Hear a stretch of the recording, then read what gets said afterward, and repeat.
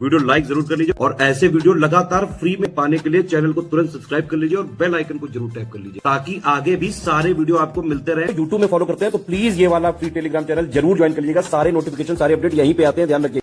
प्रश्न संख्या 101, उत्तर प्रदेश के कौन से नगर को जर्मन बबल बैरियर टेक्नोलॉजी से प्लास्टिक के कचरे से मुक्त कराने का फैसला लिया गया है?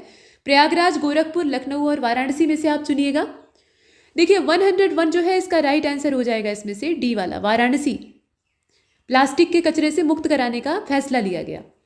और बच्चों के गुणवत्तापूर्ण शिक्षा को सुनिश्चित करने के लिए, मतलब बच्चों के लिए जो गुणवत्तापूर्ण शिक्षा है उसको देने के उद्देश्य से प्रदेश सरकार के द्वारा वेब पोर्टल लॉन्च किया गया। अब ये जो वेब पोर्टल है यूपी गवर्नमेंट ने लॉन्च किया है, इसका नाम आपको बताना है। तो ये उमंग है, संकल्प है, विकल्प है या प्रेरणा है, आप बताइए। देखिए 102 जो है इसका करेक्ट आंसर इसमें से हो जाएगा आपका सी वाला, ठीक है। ये विकल्प है, इसका नाम है विकल्प, ठीक। 102वें प्रश्न को आपने देखा। इसके बाद आगे बढ़ते हैं और प्रश्न संख्या 103 को देखते हैं। किसानों की आमदनी दोगुनी करने का लक्ष्य था। अब किसान कल्याण मिशन ये एक राज्य सरकार के द्वारा शुरू किया गया, तो ये कौन से प्रदेश की सरकार है, सिर्फ इतना आपको बताना है। किसान कल्याण मिशन की बात हो रही है। और ये जो 103वां प्रश्न है इसका सही जवाब हो जाएगा, सीधी बात है, उत्तर प्रदेश सरकार। तो इसमें आप नाम याद रखिएगा। प्रश्न संख्या 104, एक multi modal logistic transport hub के निर्माण को मंजूरी मिली है। तो ये आपको बताना है कि उत्तर प्रदेश के कौन से शहर में ये स्थापित होगा। ग्रेटर नोएडा में, चुनार में, अयोध्या में या गाजियाबाद में।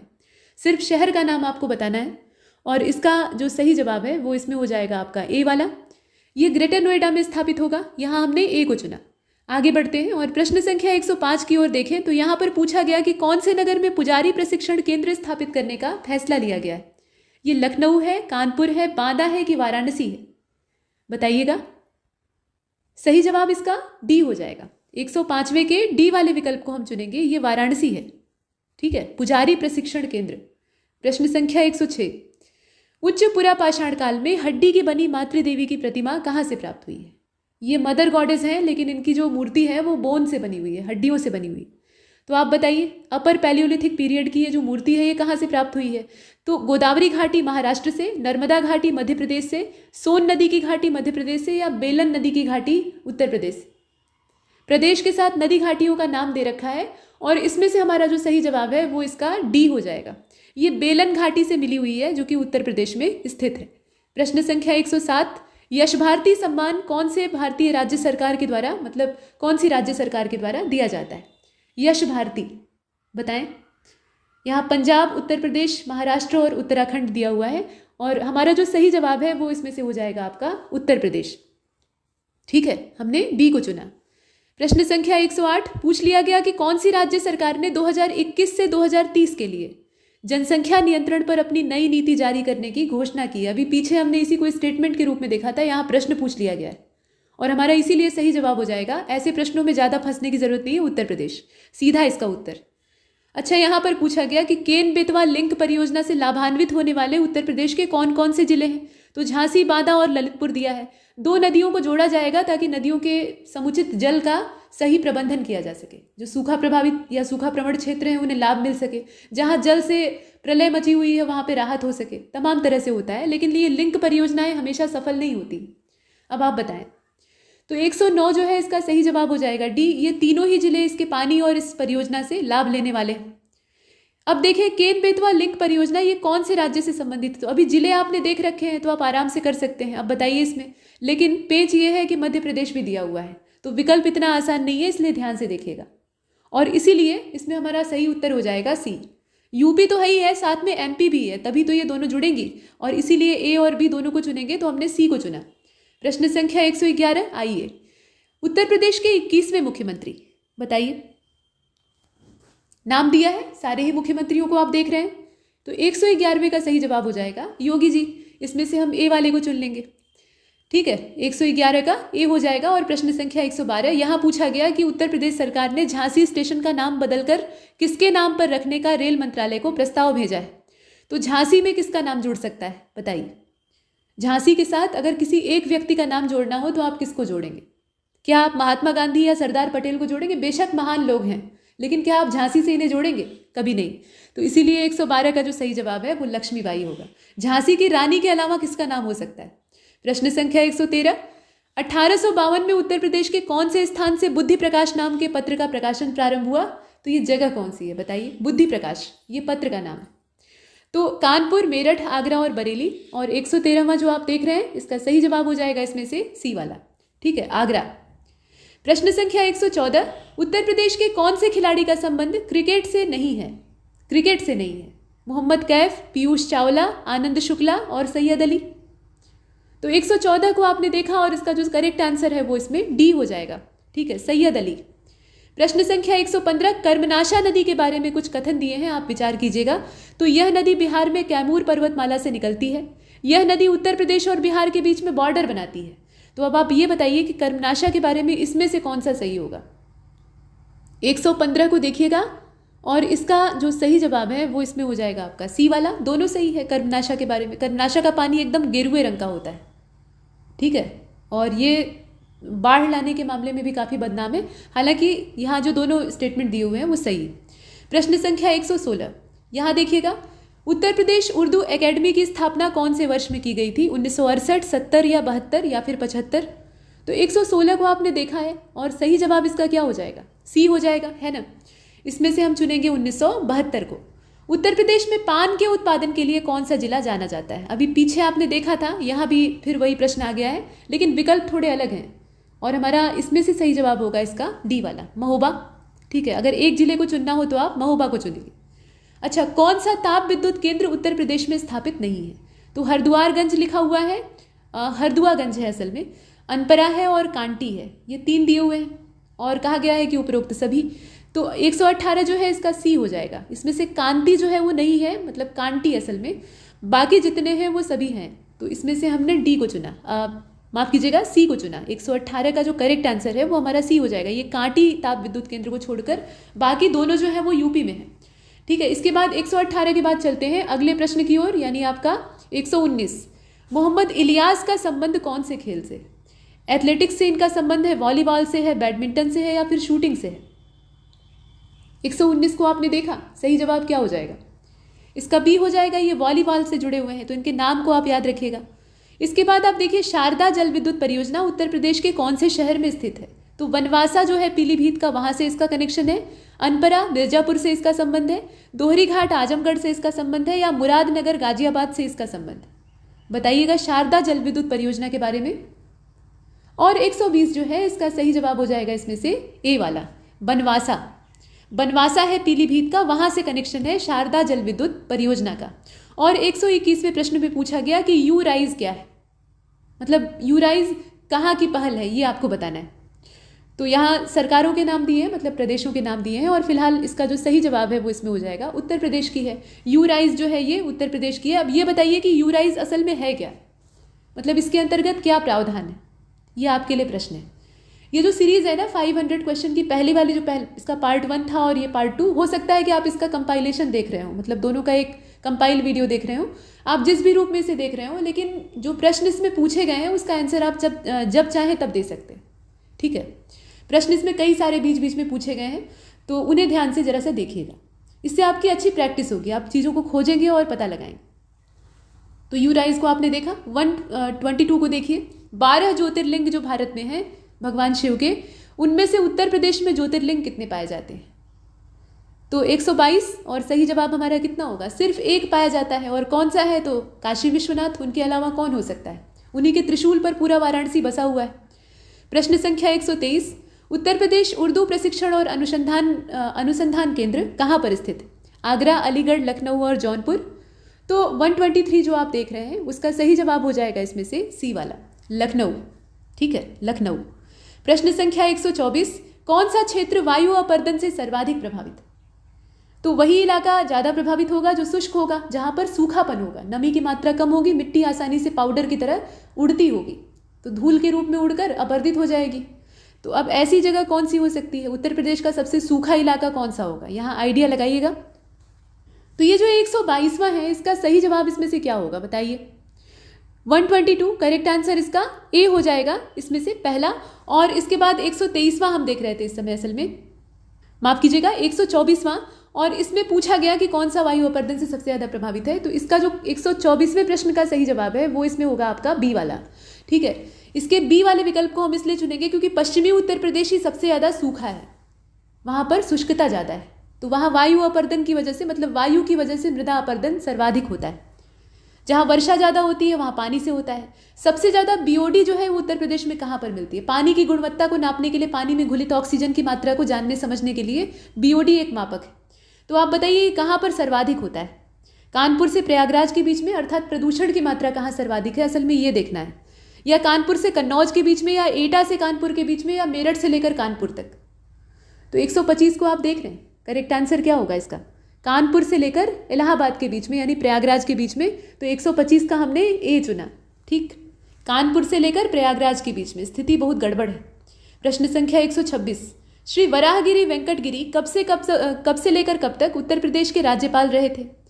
तो वराहगिरी वेंकटगिरी को देख लीजिए, इनका जो कार्यकाल यहाँ दिया हुआ है 1 जुलाई 1962 से 13 सितंबर 1965, 10 जून 1950 से 30 जून 1957, या फिर 16 अप्रैल 1962 से 30 अप्रैल 1967, या 10 जून 1957 से 30 जून 1960। आप बताइएगा। और 126 का जो करेक्ट आंसर है वो इसमें हो जाएगा आपका डी वाला, 10 जून 1957 से 30 जून 1960 तक, यही इनका कार्यकाल है। यहाँ नाम आप याद रखिएगा। अच्छा, प्रश्न संख्या 127, योगी आदित्यनाथ जी उत्तर प्रदेश में पहली बार मुख्यमंत्री कब बने थे? वो डेट आपको बतानी है। तो 2017 तो आप भी जानते हैं, बाकी जो तारीख और महीना है वो आपको चुनना है। तो चुनाव की डेट अगर आपको पता है, थोड़ा आइडिया है, तो आप आराम से कर लेंगे। देखिए 127 जो है इसका सही जवाब हो जाएगा इसमें से ए वाला। ये 19 मार्च 2017 की बात है। ठीक है, 127 का करेक्ट आंसर हमने ए चुना। प्रश्न संख्या 128, उत्तर प्रदेश के भूतपूर्व मुख्यमंत्री चंद्रभानु गुप्त ये कितनी बार मुख्यमंत्री नियुक्त हुए हैं? 2 बार, 3 बार, 4 बार, 6 बार? तो एक से ज़्यादा बार जितने लोग मुख्यमंत्री बने हैं उनको अवश्य देख लीजिएगा। अब इनका बताइए। तो 128 सही जवाब इसका बी हो जाएगा। ठीक है, 3 बार, थ्राइस। प्रश्न संख्या 129, यहाँ देखिएगा, पूछा जा रहा है कि कौन सा उत्तर प्रदेश का भूभाग जो है, मतलब उत्तर प्रदेश जो है वो असल में कौन से प्राचीनतम भूभाग का हिस्सा है? तो आप जानते हैं कि अपनी पृथ्वी जो है पहले एक पूरा एकाकार जमीन थी और चारों ओर से पानी था, मतलब पेंजिया पैंथालासा का कॉन्सेप्ट आप ज्योग्राफी में पढ़ते हैं। तो पेंजिया का जब विभाजन होता है टेक्टोनिक मूवमेंट की वजह से, तो 2 हिस्से उसके पहले होते हैं, गोंडवाना लैंड, अंगारा लैंड। गोंडवाना लैंड का ही ये भारतीय उपमहाद्वीपीय क्षेत्र जो है एक हिस्सा है, मतलब प्राचीनतम क्षेत्र है। तो अब यहाँ पर उत्तर प्रदेश का पूछा जा रहा है। और आप ये भी जानते हैं कि टेथिस सागर में वलन पड़ते हैं तो हिमालय उठकर खड़ा हो जाता है, और वहाँ से नदियाँ जब खाड़ी में, मतलब बीच में जो दरार थी, भ्रंश था, वहाँ गिरने लगती हैं, तो अवसाद वहाँ इकट्ठा करते करते मैदान बना देती हैं। तो मैदानी इलाके इस प्रकार से बने हैं। तो जरा सोच समझ कर जवाब दीजिएगा। और 129 जो है इसका सही जवाब हो जाएगा इसमें से सी वाला। उत्तर प्रदेश जो है ये गोंडवाना लैंड का ही हिस्सा है। ठीक है, तो इसमें से हम 129 को अगर चुनेंगे तो इसका जो सही जवाब है वो सी हो जाएगा। जो मैदान बने हैं वो कैसे बने हैं? जो गंगा यमुना के, या ये जो हिमालयी नदियां हैं, खासतौर पे पूर्ववर्ती नदियां जो कि हिमालय के उत्थान से पहले से बनी हुई थी, और जब बीच में वलित पर्वत खड़ा होने लगता है तो नदियों को अच्छा नहीं लगता है, मतलब उनका ढलान अवरुद्ध हो रहा होता है, तो वो पर्वत को चीरते हुए अपनी घाटियां बनाने लगती हैं, तीखी वी आकार की घाटियों का निर्माण करने लगती हैं, और उसके बाद वो पर्वत को घिसने से भारी मात्रा में मलबा लेकर आगे बढ़ती है। और वो जो सेडिमेंट होता है उसको आगे जो भ्रंश एक टेक्टोनिक मूवमेंट की वजह से रहता है, मतलब एक भ्रंश का, मतलब एक बड़ी दरार आप कह सकते हैं, तो उसमें ले जाकर उस मलबे को उड़ेलने लगती है। तो ये ज्योग्राफी के कॉन्सेप्ट यहाँ नहीं देखने हैं, लेकिन ये जिक्र यहाँ आवश्यक था। फिलहाल ये गोंडवाना लैंड का हिस्सा है। इसके बाद 130 को देखिएगा। प्रमुख नदी यमुना नदी की लंबाई कितनी है? मतलब यमुना एक प्रमुख नदी है, इनकी लंबाई कितनी बताइए। तो यमुना जो कि बंदरपूंछ से निकलती है, यमुनोत्री हिमनद से, इनकी टोटल लंबाई है 130। को आप देखिएगा, करेक्ट आंसर ये बी हो जाएगा। ठीक है, 130 का हमने बी चुना, 1375। प्रश्न संख्या 131, गंगा नदी की कुल लंबाई कितनी? अब इसमें आप जानते हैं 2525, तो इसीलिए आप चुन लीजिए 2525 को। 132 को देखते हैं। उत्तर प्रदेश में वर्षा मुख्यतः किस मानसून से होती है? बंगाल की खाड़ी से मानसून आता है आर्द्रता लेकर, या हवाएं आती हैं उत्तर पश्चिम से, या दक्षिण पश्चिम से, या अरेबियन सी से बारिश होती है? तो दक्षिण पश्चिमी मानसून और तमाम मानसून के पैटर्न आप देखते हैं, बताइए इसमें से क्या होगा? 132 करेक्ट आंसर इसका सी हो जाएगा, दक्षिण पश्चिमी, मतलब बात में ही उत्तर आपको मिल गया है, साउथ वेस्ट। और उत्तर प्रदेश की एक प्रमुख नदी है रामगंगा, इसकी लंबाई कितनी है? बहुत लंबी नहीं है, प्रमुख अवश्य ही है लेकिन लंबाई के मामले में नहीं। तो इसकी लंबाई यहाँ देखिएगा, कुछ सैकड़े किलोमीटर है लेकिन कितनी है? तो 133 सही जवाब इसका हो जाएगा आपका सी वाला। ठीक है, 596 टोटल। और ये जिम कॉर्बेट नेशनल पार्क से होकर बहती है। तो अभी ये बात चल रही है कि उत्तराखंड का जो जिम कॉर्बेट है, पहले हैली नेशनल पार्क के नाम से जाना जाता था, बाद में शिकारी जिम कॉर्बेट के नाम पे उसका नाम पड़ गया। तो अभी एक शिकारी के नाम पे नाम रहे ये अच्छा नहीं लगता, तो इसलिए रामगंगा के नाम पे रख दिया जाए। इसके बाद आप देखें कौन से नगर यमुना के किनारे स्थित है यूपी के? तो ये तो सीधा पूछा है, दाहिना बायां भी पूछ सकता है और पूछा जाता है, तो वो भी पता होना चाहिए। फिलहाल मुजफ्फरनगर, बरेली और खुर्जा, मथुरा, आगरा, इटावा, मेरठ, सहारनपुर, अयोध्या या लखनऊ, बनारस और जौनपुर। तो 134 को आप देख रहे हैं और इसका जो सही जवाब है वो इसमें हो जाएगा आपका बी वाला। ठीक है, मथुरा, आगरा और इटावा, ये 3। प्रश्न संख्या 135, शहरी वन लगाने की योजना उत्तर प्रदेश सरकार ने कब शुरू की? 23 जुलाई 1993, 23 जून 1993, 23 मई 1993 या 23 अप्रैल 1993? देखें और बताएं। तो 135 को आप देख रहे हैं, सही जवाब इसका क्या हो जाएगा? इसमें से बी हो जाएगा। ठीक, 23 जून 1993। प्रश्न संख्या 136, मथुरा और आगरा नगरों को पर्याप्त जल उपलब्ध कराने हेतु कौन सी परियोजना चलाई जा रही है? पूर्वी गंगा नहर, गोकुल बैराज, जमरानी या फिर गंगा बैराज? तो 136 को आप देख रहे हैं, सही जवाब इसका बी हो जाएगा। ठीक है, गोकुल बैराज परियोजना है, यहां पर हम बी वाले विकल्प को चुनते हैं।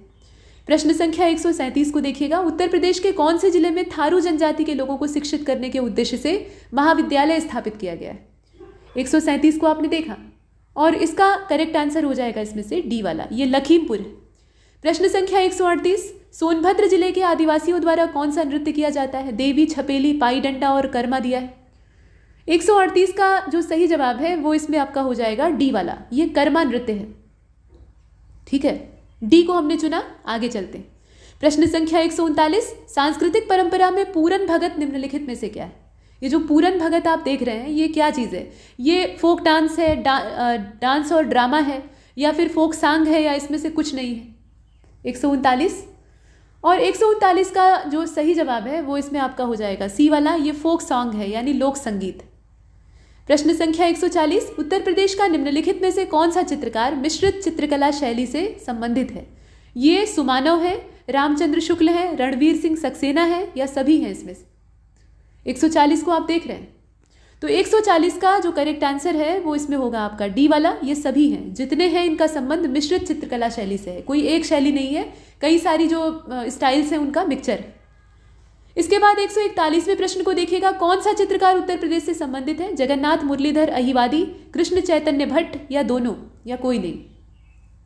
तो असल में दोनों इससे संबंधित है। संख्या 142 को देखिएगा, उत्तर प्रदेश के पंडित रविशंकर निम्नलिखित में से किससे संबंधित है? यहां पर विकल्प दिया हुआ है वाद्यों का, जैसे कि सारंगी, सितार, तबला और शहनाई। आप बताइए इसमें से कौन सा विकल्प सही है? तो करेक्ट आंसर इसका क्या हो जाएगा? इसका हो जाएगा बी वाला, सितार से इनका संबंध था। यहां पूछा जा रहा है कि निम्नलिखित में से कौन उत्तर प्रदेश से संबंधित नहीं है? तो अनिल शर्मा, प्रकाश मेहरा, अली सरदार जाफरी या फिर यश चोपड़ा? किस व्यक्ति का संबंध उत्तर प्रदेश से नहीं है ये आपको इसमें देखना है, और इसका जो सही जवाब है वो इसमें यश चोपड़ा हो जाएगा। बाकी जितने भी व्यक्ति हैं उनका कनेक्शन यूपी से है। प्रश्न संख्या 144, कौन सा फिल्मी कलाकार उत्तर प्रदेश से संबंधित है? यहाँ कमलजीत, जयंत और अरुण गोविल का नाम दिया हुआ है। 144 करेक्ट आंसर क्या होगा इसका? डी हो जाएगा, क्योंकि ये सारे ही व्यक्ति जो है ये संबंध रखते हैं उत्तर प्रदेश से। विदुर का टीला एक स्थान है जो कि उत्तर प्रदेश में है, लेकिन है कहाँ पे, मतलब जिले का नाम आपको बताना है। मथुरा, इलाहाबाद, गोकुल, हस्तिनापुर, इसमें से आपको चुनना था। तो 145 जो आप देख रहे हैं इसका सही जवाब हो जाएगा इसमें से डी वाला, ये हस्तिनापुर में। ठीक है, आगे चलते हैं। प्रश्न संख्या 146, उत्तर प्रदेश प्रकाशन विभाग के द्वारा कौन सी मासिक पत्रिका को प्रकाशित किया जाता है?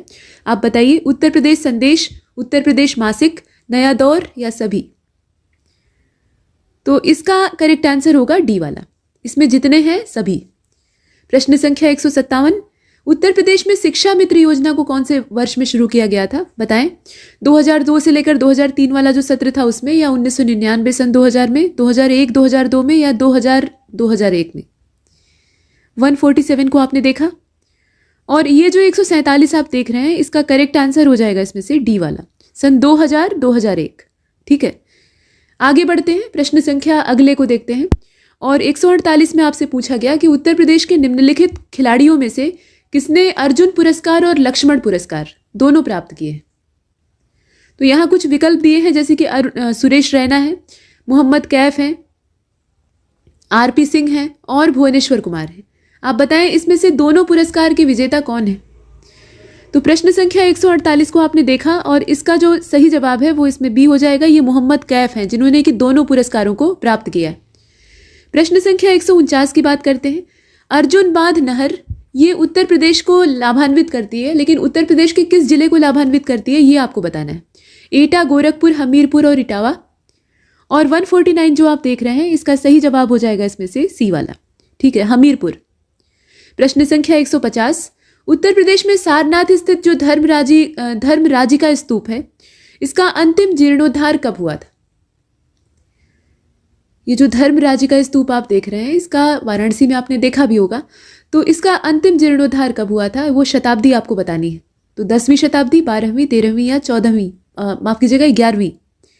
तो 150वें का सही जवाब इसमें से हो जाएगा इसका डी वाला, 11वीं शताब्दी में हुआ था, काफी पीछे। प्रश्न संख्या 151, उत्तर प्रदेश के किस स्तंभ लेख से भारत के राष्ट्रीय चिन्ह को लिया गया है। तो ये तो आप जानते ही हैं, कौन सा स्तंभ लेख है बताएं।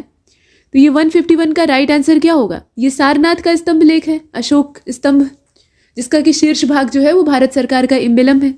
तो हमने ए को चुना। इसके बाद आगे बढ़ते हैं। प्रश्न संख्या 152, पूछा गया कि अहरौरा इंस्क्रिप्शन यानी अहरौरा शिलालेख उत्तर प्रदेश के कौन से जिले में पाया गया।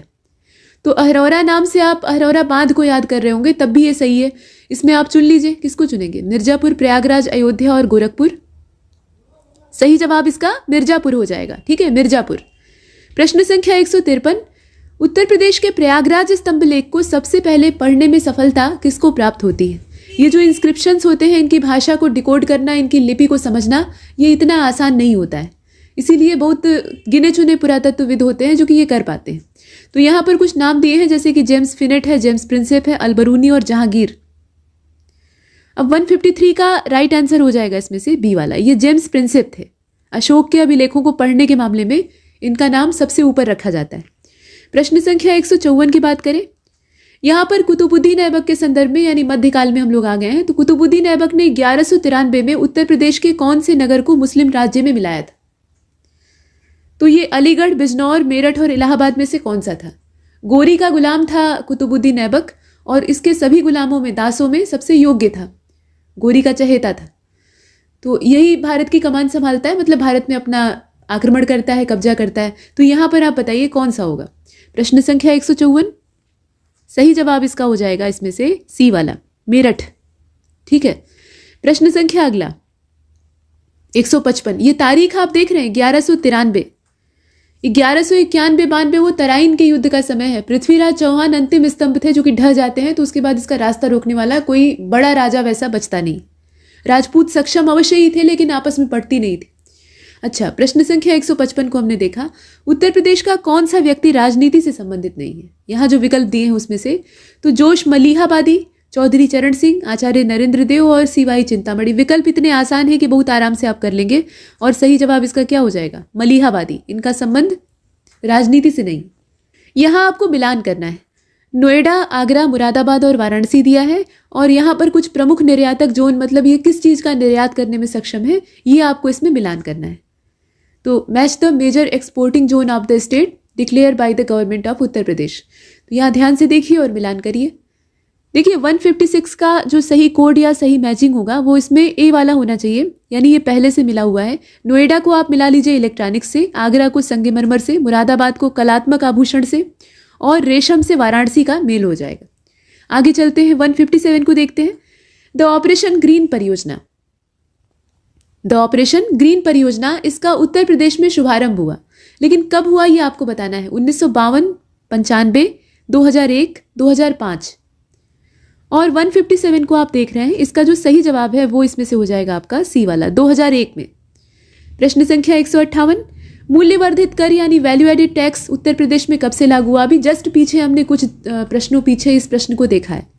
तो यहाँ पर आप देखें 1 अप्रैल 2008, 2007 या फिर 1 जनवरी 2008 और 2009, वही जनवरी की तारीख। तो 158 का करेक्ट आंसर होगा इसमें से आपका सी वाला, जनवरी 2008, 1 जनवरी 2008। ठीक है, ये उत्तर प्रदेश में लागू होने की बात की जा रही है, तो हम इसमें से चुनेंगे सी वाले को। प्रश्न संख्या 159 की बात करें, उर्दू दैनिक समाचार पत्र वर्तमान में उत्तर प्रदेश में कौन कौन से हैं जो कि प्रकाशित हो रहे हैं? तो यहाँ पर कुछ पत्रों के नाम दिया है, जैसे कि आपका सहाफ़त है, आवाज़ मुल्क है और सियासत जदीद है। ठीक है, अब इसमें से आप बताइए, ये जो 3 हैं इसमें से वर्तमान में कौन प्रकाशित हो रहा है? तो 159 का सही जवाब इसमें से डी हो जाएगा। तीनों का नाम ही इसीलिए दिया है ताकि आप समझें कि इनका प्रकाशन वर्तमान में हो रहा है। 160वें प्रश्न में 2 स्टेटमेंट हैं, आपको ये बताना है कि इसमें से सही कौन सा है। तो भारत सरकार के द्वारा निर्यात को प्रोत्साहित करने के लिए सन 2000-2001 का जो समय था, उस समय स्पेशल इकोनॉमिक जोन बनाने की व्यवस्था की गई थी। और उत्तर प्रदेश का नोएडा देश और प्रदेश का विशेष आर्थिक परिक्षेत्र है। करेक्ट आंसर इसमें से कौन सा होगा? मतलब सही कथन की तलाश करनी है, और अच्छी बात यह है कि इसमें दोनों ही कथन सही है। स्पेशल इकोनॉमिक जोन बनाने का जो समय था वो यही है, और सब इसमें आप देख रहे हैं कि विशेष आर्थिक परिक्षेत्र के तौर पर नोएडा उत्तर प्रदेश से शामिल होता है। इसके बाद 161वें प्रश्न को देखिएगा, उत्तर प्रदेश में निम्नलिखित में से कौन से स्थानों पर सॉफ्टवेयर टेक्नोलॉजी पार्क स्थित है? नोएडा, कानपुर, लखनऊ और प्रयागराज, यहाँ आपको बताना है। तो 161 का राइट आंसर हो जाएगा इसमें से डी वाला। ठीक है, यहाँ जितने भी नाम दिए हैं सभी में है, तो ऑल ऑफ द अबव। प्रश्न संख्या 162, पूछा गया कि उत्तर प्रदेश में रानी लक्ष्मीबाई बांध परियोजना कौन सी नदी पर बनी हुई है? और ये जो 162वां प्रश्न आप देख रहे हैं, इसका सही जवाब इसमें से क्या होना चाहिए? घाघरा, बेतवा, सोन और चंबल दिया हुआ है। रानी लक्ष्मीबाई बांध परियोजना, इसमें से करेक्ट आंसर हो जाएगा इसका बी वाला, ये बेतवा पर बनी हुई है। प्रश्न संख्या 163, उत्तर प्रदेश के दक्षिण में स्थित पठारी भूभाग को किस नाम से जाना जाता है? दक्षिणी जो पठारी क्षेत्र है उत्तर प्रदेश का, उसको हम किस नाम से जानते हैं? बघेलखंड का पठार कहते हैं, बुंदेलखंड का पठार कहते हैं, या फिर विंध्य या सतपुड़ा के पठार के नाम से जानते हैं? यहाँ जो 4 विकल्प दिए हैं उन्हें आप देख रहे हैं, और इसमें से हमारा जो सही जवाब है वो हो जाएगा इसका बुंदेलखंड। ठीक है, बघेलखंड नहीं होगा, बुंदेलखंड होगा। इसका जो डी वाला ऑप्शन है उसी को चुनेंगे। आइए आगे चलते हैं, प्रश्न संख्या 164 को देखते हैं। कृषि विभाग की स्थापना उत्तर प्रदेश में कब की गई थी? उत्तर प्रदेश में कृषि विभाग की स्थापना कब की गई थी? यहाँ 1921, 22, 23 और 20 का समय दिया हुआ है, और इसका जो सही जवाब है वो इसमें आपका हो जाएगा डी वाला, 1920 में की गई थी। उत्तर प्रदेश में कृषि विभाग की स्थापना की गई थी 1920 में। प्रश्न संख्या 165, आगरा कैनाल यानी आगरा नहर जो है ये ओखला के पास से निकाली गई है। अब कौन सी नदी से निकाली गई है ये आपको बताना है। तो गंगा, यमुना, शारदा और रामगंगा दिया हुआ है। नदियों के नाम आप देख ही रहे हैं, सारी घूम फिर कर गंगा की सहयोगी। तो इसमें से 165वें का जो सही जवाब है वो इसमें से हो जाएगा आपका बी वाला।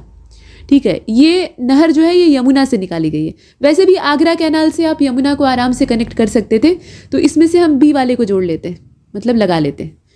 अच्छा, 166 की ओर चले। यहाँ देखिए, उत्तर प्रदेश के लोक सेवा आयोग की अध्यक्ष की नियुक्ति कौन करता है?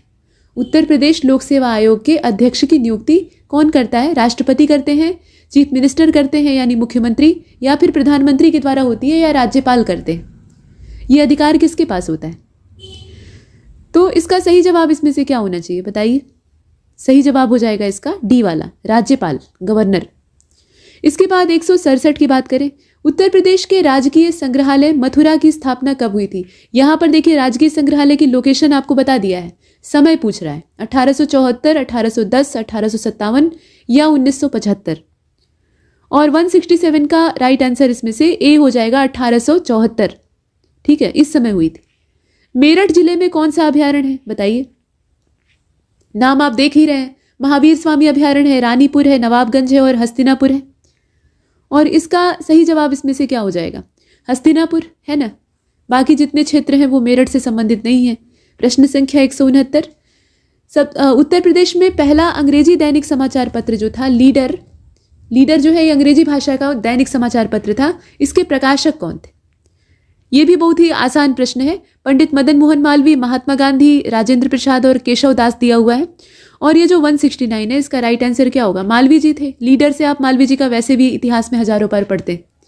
अच्छा, प्रश्न संख्या 170, लोकायुक्त की नियुक्ति कब की गई बताइए? अपने प्रदेश में लोकायुक्त की नियुक्ति कब की गई? 15 अक्टूबर 1977, 14 सितंबर 1977 या फिर 5 फरवरी या 10 जनवरी? जो वर्ष है वो एक ही है, तो इसमें से हमने चुना बी वाले को, 14 सितंबर 1977। इस डेट को याद रखिएगा। 171 की ओर चलते हैं। राम कथा संग्रहालय कहाँ पर है, जरा बता दीजिए। मुजफ्फरनगर, अयोध्या और गोरखपुर, साथ में लखनऊ भी।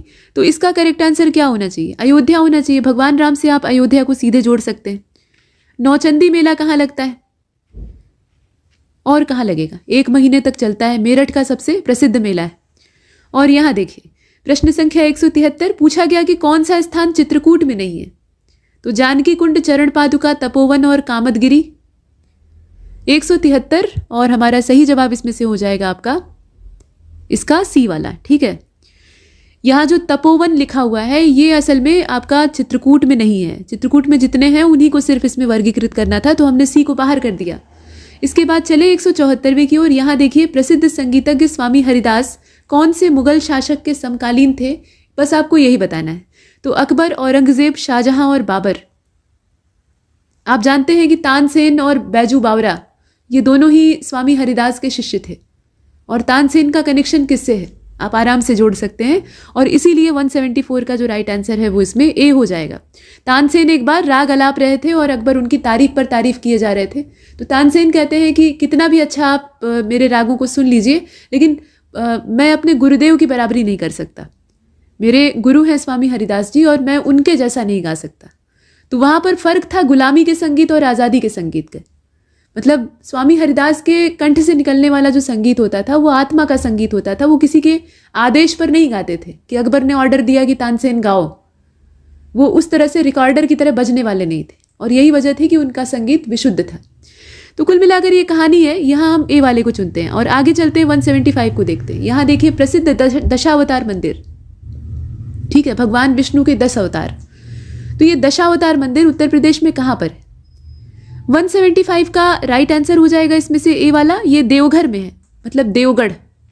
इसके बाद प्रश्न संख्या 176, मान्यता प्राप्त स्टॉक एक्सचेंज उत्तर प्रदेश का कहाँ पर है? लखनऊ में है, गाजियाबाद में है, वाराणसी में है या फिर कानपुर में? 176 का राइट आंसर इसमें से डी हो जाएगा, ये कानपुर में। और प्रश्न संख्या 174 की ओर चलते हैं, 177 की ओर चलते हैं। यहाँ पूछा गया कि सामूगढ़ का प्रसिद्ध युद्ध जो कि उत्तर प्रदेश से संबंध रखता है ये कब हुआ था? आप बताइए। सामूगढ़ का युद्ध 1605, 1627, 1658, 1650। और 177 को आपने देखा, इसका जो सही जवाब है वो इसमें से हो जाएगा आपका सी वाला, ठीक है। 1658 में ये सामूगढ़ का युद्ध हुआ था। अच्छा आप बताइएगा सामूगढ़ का युद्ध किसके किसके बीच में हुआ था? युद्ध है तो भाई 2 पार्टी इसमें होंगी, कौन से शासक आपस में लड़ रहे थे? ये आपके लिए क्वेश्चन है, कमेंट सेक्शन में बताइएगा। अच्छा प्रश्न संख्या 178, मिर्जापुर नगर कौन सी नदी के किनारे है? ये नगरों को अवश्य देख लीजिएगा। तो यहाँ गंगा, सरयू, गोमती और यमुना दिया है, और 178 का जो राइट आंसर है वो इसमें से ए हो जाएगा, ये गंगा के किनारे, ठीक है, गंगा किनारे। प्रश्न संख्या 179, ऊनी वस्त्रों का निर्माण करने वाली एक प्रसिद्ध मिल है जिसका नाम है लाल इमली। अब तो हाथ से बिने हुए स्वेटर का चलन उतना नहीं रह गया है, लोग रेडीमेड खरीद कर बिना झंझट का पहनना पसंद कर रहे हैं, लेकिन ये जो है ये ऊनी वस्त्रों का निर्माण करती है और ऊन भी बेचती है। तो लाल इमली के ऊन से बने हुए स्वेटर पहले के समय में बड़े कीमती माने जाते थे, आज भी है, इसका अपना ही क्रेज है। तो अब यहाँ पर आपको बताना है कि ये कौन से नगर में है। 179 और करेक्ट आंसर इसका डी हो जाएगा, ये कानपुर का है, लाल इमली। प्रश्न संख्या 180, किसी भी पुराने बुजुर्ग से आप पूछ लीजिएगा, वो बहुत अच्छे से आपको बताएगा कि मैंने कितने स्वेटर लाल इमली के पहने। अच्छा बटेश्वर नाथ मंदिर जो है ये उत्तर प्रदेश के कौन से जिले में? तो सहारनपुर, मेरठ और गोरखपुर है, साथ में आगरा भी है, बताइए। ये आगरा में है, बटेश्वर नाथ का मंदिर जो है ये आगरा में है। और 181 प्रश्न जो है 181 नंबर का वो पूछ रहा है कि टांडा दरी झील का निर्माण कैसे हुआ है? टांडा दरी जो है मिर्जापुर वाली, ये कहाँ पे, इसका निर्माण कैसे हुआ है, कहाँ पर है ये तो बता ही दिया, लेकिन निर्माण कैसे हुआ है? छोटी छोटी झीलों का समूह है, या वर्षा का पानी है, या भूकंप की दरार है, या इसमें से कुछ नहीं है? तो 181 को आप देख रहे हैं और इसका जो करेक्ट आंसर है वो इसमें सी हो जाएगा। जो सबसे अजूबा है उसी को चुनिए। अर्थक्वेक से आई हुई दरार से ये बनी हुई है। मतलब जो इंडोजेनिक फोर्सेज होते हैं उनके द्वारा स्थलाकृतियां बनती हैं, तो कुछ इसी प्रकार से ये बन गई। प्रश्न संख्या 182, यहाँ पूछा गया कि हस्तिनापुर जैन मंदिर जो है ये उत्तर प्रदेश के कौन से जिले के अंतर्गत आता है। तो हस्तिनापुर नाम जोड़कर आपका काम आसान कर दिया है और इसीलिए आप इसमें से मेरठ को चुनेंगे। अभी जस्ट पीछे ऐसा ही एक क्वेश्चन देखा है आपने, है ना। उत्तर प्रदेश जैन विद्या शोध संस्थान कौन से नगर में है? सहारनपुर, मेरठ, लखनऊ और आगरा। और 183 जो आप देख रहे हैं इसका सही जवाब इसमें से हो जाएगा सी वाला, ये लखनऊ में है। और पूछ लिया गया कि air force paratroopers training school Uttar Pradesh के कौन से नगर में? 184 बताएं। तो 184 का राइट आंसर हो जाएगा इसमें से आपका सी वाला, आगरा में है। ठीक है, पैराट्रूपर्स ट्रेनिंग स्कूल जो है वो आगरा में। और उत्तर प्रदेश की एक प्रसिद्ध खिलाड़ी है जिनका नाम है वीणा भूषण, ये कौन से खेल से ताल्लुक रखती है? तो यहाँ तैराकी, बैडमिंटन, एथलेटिक्स और टेबल टेनिस जैसे खेलों का नाम दिया है। फिलहाल 185 का राइट आंसर इसमें टेबल टेनिस हो जाएगा, हमने डी को चुना। प्रश्न संख्या 186, यहाँ पूछा गया कि खेल का सामान बनाने में उत्तर प्रदेश के 2 प्रमुख शहर काफ़ी जाने माने, तो ये कौन से 2 शहर हैं? तो यहाँ पेयर में शहरों के नाम दिए हैं, बरेली और मुजफ्फरनगर, मुरादाबाद और इलाहाबाद, आगरा और मेरठ, कानपुर और सहारनपुर। 186 और इसका करेक्ट आंसर हो जाएगा इसमें से सी वाला, आगरा और मेरठ। ठीक है, सी को हमने चुना। प्रश्न संख्या 187, उत्तर प्रदेश में नागों का प्रधान केंद्र कौन सा है? मतलब यहां पे नागा की बात हो रही है, तो अब आप बताइए सारनाथ, कौशाम्बी, तक्षशिला और मथुरा। तो 187 की बात कर रहे हैं और इसका जो करेक्ट आंसर है वो इसमें से हो जाएगा आपका डी वाला, मथुरा। ठीक है, 187 का हमने डी चुना। इसके बाद आगे बढ़ते हैं। भारत में दूध का सबसे बड़ा उत्पादक राज्य कौन सा है? The largest producer of milk आपको बताना है, इसमें से कौन सा होगा? गुजरात, राजस्थान, पंजाब और उत्तर प्रदेश। 188 को आप देख रहे हैं और 188 का राइट आंसर डी हो जाएगा। जब उत्तर प्रदेश के बारे में ही प्रश्न है तो फिर वही चुनेंगे। इसके बाद आप देखिए यहाँ पर कौन सा उत्तर प्रदेश का लोकगीत नहीं है? ढोला मारू है, बिरहा है, रसिया है और कजरी है। करेक्ट आंसर ए हो जाएगा। ढोला मारू को अगर निकाल दिया जाए तो बिरहा, रसिया और कजरी ये सब उत्तर प्रदेश के प्रसिद्ध हैं। प्रश्न संख्या 190, पूछा गया कि संगीत शिक्षा हेतु उत्तर प्रदेश में जो पहला संगीत महाविद्यालय स्थापित हुआ था वो कौन सा था? तो ये संगीत नाटक एकेडमी थी, भातखंडे हिंदुस्तानी संगीत महाविद्यालय था, ललित कला एकेडमी थी या फिर भारतेंदु नाट्य एकेडमी थी? आप बताइए। 190 का राइट आंसर इसमें से बी हो जाएगा, ये भातखंडे हिंदुस्तानी संगीत महाविद्यालय था। 191 की ओर चलते हैं। 182 ईसा पूर्व में यूनानी योद्धा मिनांडर ने उत्तर प्रदेश के कौन से नगर पर कब्जा कर लिया था? मिनांडर, ये समय था 182 बीसी का, बिफोर जीसस क्राइस्ट। तो यहाँ पर ये नगर कौन सा था? आगरा, फतेहपुर, झांसी और मथुरा में से। 191 का राइट आंसर इसमें से डी हो जाएगा। बाद में ये वैष्णव धर्म से बहुत ज़्यादा प्रभावित हो जाता है। प्रश्न संख्या 192, सारनाथ में स्थित है धर्मराज का स्तूप, इसकी खुदाई किसके द्वारा करवाई गई थी वो आपको बताना है। और इससे ये पता लगता है कि इस स्तूप का बार बार जीर्णोद्धार करवाया गया है।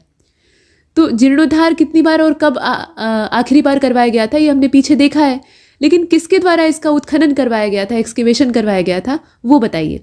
Alexander Cunningham, A.O. ह्यूम या फिर दयाराम साहनी या फिर मार्शल। और इसमें 192 का जो राइट आंसर है वो डी हो जाएगा, ये मार्शल महोदय के द्वारा करवाया गया था, हमने डी को चुना है। प्रश्न संख्या 193, शेख सलीम चिश्ती की दरगाह, शेख सलीम चिश्ती की दरगाह कहाँ पर स्थित है? बताइए। फतेहपुर सीकरी, लखनऊ, मेरठ और सहारनपुर। विकल्प काफ़ी आसान है, आप आराम से कर सकते हैं। और इसका यानी 193 का जो राइट आंसर है वो इसमें से हो जाएगा आपका ए वाला। ठीक है, फतेहपुर सीकरी। प्रश्न संख्या 194, अहरौरा शिलालेख कहाँ पे? मिर्जापुर। अभी पीछे देखा है वही प्रश्न है, इसमें कुछ नया नहीं है। अच्छा, उत्तर प्रदेश में आगरे के लाल किले के द्वार, यहाँ देखें, आगरे के लाल किले के द्वार पर स्थित घुड़सवार मतलब राजपूत घुड़सवार की प्रतिमा बनी हुई है। कुल मिलाकर आपसे पूछा जा रहा है कि ये जो आगरे का किला है इसके द्वार पर एक राजपूत घुड़सवार की प्रतिमा बनी हुई है। ये कौन से राजपूत हैं बस आपको यही बताना है। इसमें राजपूतों के नाम दिए हुए हैं जो प्रतापी राजा थे, जैसे पृथ्वीराज चौहान हैं, अमर सिंह राठौर हैं, राजा टोडरमल हैं, मान सिंह हैं। 195 का राइट आंसर इसमें से हो जाएगा आपका बी वाला। ठीक है, ये अमर सिंह राठौर हैं, उन्हीं की मूर्ति बनी हुई है। और प्रश्न संख्या 196, रोजगार के लिहाज से उत्तर प्रदेश का सबसे बड़ा उद्योग कौन सा है जो कि सबसे ज़्यादा रोजगार उपलब्ध कराता है? तो सीमेंट, सूती मिल, हथकरघा या चमड़ा। अब ये जो 196 है इसका राइट आंसर हो जाएगा इसमें से सी वाला, ठीक है। ये हैंडलूम है, हथकरघा, ठीक है। 197 को देखिए, गोरखपुर जिले का जो सोहगौरा नाम का स्थान है, पहली चीज तो सोहगौरा गोरखपुर से ताल्लुक रखता है, ये आपको पता होना चाहिए। यहाँ पर एक कॉपर प्लेट इंस्क्रिप्शन मिला है, कांस्य लेख मिला है, जो कि किस समय का है? समय आपको बताना है। ये मौर्य काल का है, गुप्त काल का है, कुषाणों के जमाने का है या शकों के समय का है? और 197 को आप देख रहे हैं, सही जवाब इसका हो जाएगा इसमें से ए वाला, ये मौर्यों के समय का है, ठीक है। आगे चलते हैं, प्रश्न संख्या 198। उत्तर प्रदेश का कौशाम्बी स्तंभ लेख कौन से काल में प्रयाग में लाकर स्थापित किया गया था? कौशाम्बी से इसको प्रयाग लाया गया, वो समय कौन सा था? मतलब यहाँ पर काल पूछा है तो काल के हिसाब से आपको मुगल काल, मौर्य काल, अंग्रेजों का समय, गुप्त काल, इसमें से आप किसको चुनेंगे? तो करेक्ट आंसर इसका ए हो जाएगा, ये मुगलों का समय था। 198 का हमने ए चुना। प्रश्न संख्या 199। उत्तर प्रदेश के मथुरा में स्थित कनिष्क के द्वारा स्थापित स्तंभ लेख कौन सी लिपि में लिखा गया है? कनिष्क के द्वारा स्थापित ये लेख है, मथुरा में है, लेकिन इसकी लिपि आपको बतानी है। तो यहाँ ब्राह्मी, हिंदी, वैदिक और संस्कृत लिखा हुआ है। विकल्प काफी आसान है और आप इसमें से आराम से चुन सकते हैं। सही जवाब इसका हो जाएगा ब्राह्मी लिपि। प्रश्न संख्या 200, यहाँ दोहरा शतक हमने कंप्लीट किया है। मथुरा नगर में किस शासक का स्तंभ लेख स्थित है आपको बताना है। तो कनिष्क, हुविष्क, अशोक और समुद्रगुप्त दिया हुआ है। इसमें से दो जो है वो कुषाण वंशीय है, कनिष्क और हुविष्क। बाकी अशोक को आप जानते ही हैं और समुद्रगुप्त गुप्त वंशीय है। तो इसमें से करेक्ट आंसर क्या होगा? देखिए इसका सही जवाब हो जाएगा इसमें से ए, कनिष्क, ठीक है, कनिष्क का है।